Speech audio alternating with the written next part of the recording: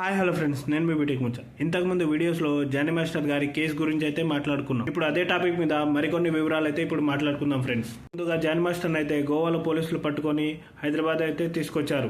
అతని మీద ఆల్రెడీ వివిధ రకాల కేసులు అయితే పెట్టి అతన్ని కోర్టు ముందు అయితే హాజరుపరిచారు. కోర్టులో జానీ మాస్టర్ అయితే నాకేం తెలియదు, ఈ కుట్రలో నన్ను ఎవరో ఇరికించారని చెప్పారు. పోలీసులు అయితే సంచలనమైన విషయాలు అయితే బయట పెట్టారు ఫ్రెండ్స్.